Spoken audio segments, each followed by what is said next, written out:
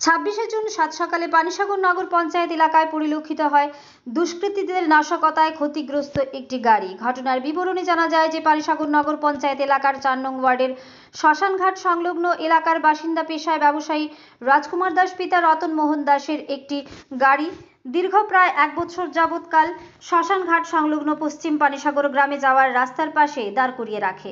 এমতো অবস্থায় 26শে জুন সাত সকালে ওই এলাকার লোকজন রাজকুমারকে ফোন মারফত জানায় ওর গাড়ির পেছনের গ্লাস ভাঙা।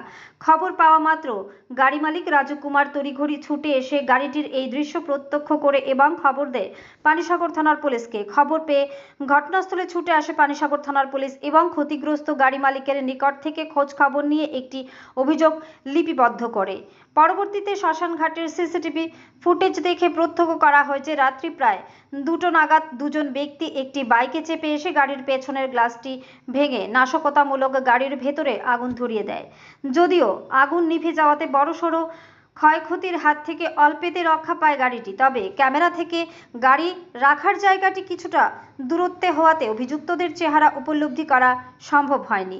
গাড়ি মালিক জানায় ওর তেমন কোনো শত্রুতা কারোর সাথেই নেই, তবে কে বা কারা এমনভাবে নাশকতামূলক গাড়িটিতে ভাঙচুর সহ আগুনে পুড়িয়ে দিতে চেয়েছিল বা তাদের উদ্দেশ্যই বা কী ছিল তা নিয়ে সংশয় দেখা দিয়েছে। পানিসাগর নগর পঞ্চায়েত এলাকায় দাঁড় করিয়ে রাখা গাড়িতে ভাঙচুর সহ আগুন দিয়ে পুড়িয়ে দেওয়ার মতো নাশকতামূলক ঘটনায় ব্যাপক চাঞ্চল্য ছড়িয়ে পড়ে গোটা নগর পঞ্চায়েত এলাকার আশপাশ এবং গ্রামীণ এলাকায়।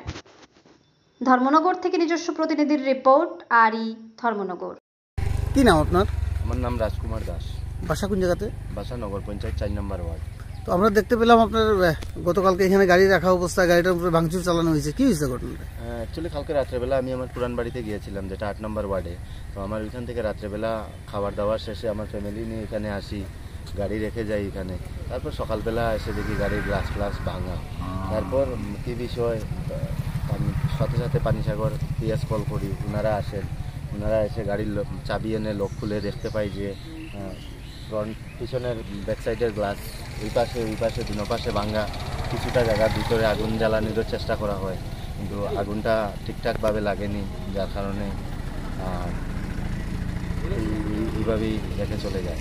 তো তারপরে আমরা চলে যাই ওই শ্মশানঘাট, অপোজিটে শ্মশানঘাট আছে, ওদের সিসি ক্যামেরা আছে। ওইখানে গিয়ে দেখতে পাই যে রাত্রেবেলা 2:04 দুজন ব্যক্তি বাইক নিয়ে এসে ওইখানে দাঁড়িয়ে ভেঙে আগুন দেওয়ার চেষ্টা করে, কিন্তু তাদের এই চেষ্টা সফল হয়নি।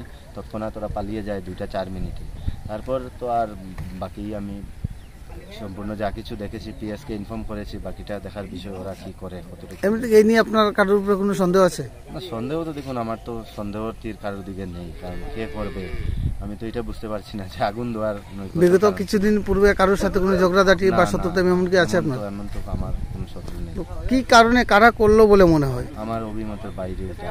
এই জায়গাতে আপনার কতদিন যাবত গাড়িটা রাখছেন? অ্যাপ্রক্সিমেটলি 1.5 বছর হবে। 1.5 বছর থেকে আমি এখানে গাড়ি রাখছি। আমরা জানতে পেরেছি যে এখানে আরো 2-4টা গাড়ি থাকে। হ্যাঁ, ওখানে তো আরো 2টা গাড়ি। সকালবেলা ও ড্রাইভারগুলো আমাকে ফোন করেছিল যে বিষয় কি, আমি ঘুম থেকে একটু লেট উঠি, যার কারণে ওদের ফোন অ্যাটেন্ড করিনি। তো যখন আমি ভাঙা দেখে ওদেরকে ফোন করেছি, ওরা বলছিল যে সকালবেলা আমি আপনাকে ফোন দিয়েছিলাম জানার জন্য।